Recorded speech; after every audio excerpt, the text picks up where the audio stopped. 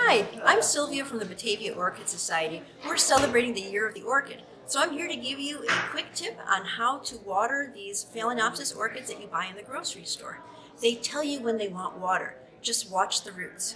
When they're dry, they will be white, the silvery white color. This green tip is a growing tip. That's really good. But this is already kind of dry.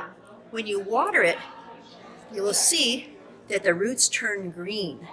That means they're wet, and don't water it. Wait until the roots turn silvery white again, and then you water it. Best way to water it, take this, if you have this nice, where you have the ceramic pot with the plastic pot, take it to the sink. Make sure it's not softened water, or rainwater is great too. Fill it up with water, let it sit for 10 minutes, so it soaks up, the bark can soak up the water.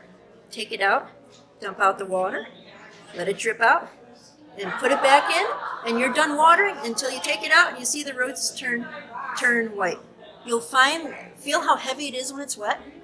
If you have a number of orchids, you can tell if you just pick it up, you say, oh, I need to water again. And then you give it some more water. And you learn how often you need to water in your house, in your environment. They love east windows. They don't want direct afternoon sun because they grow in nature. They grow hanging on trees.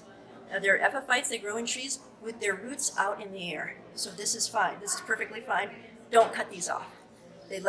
These are what grows. You could take a spray bottle, and you can mist it to turn these dark green too. They would really like that. So that's it. Thank you very much.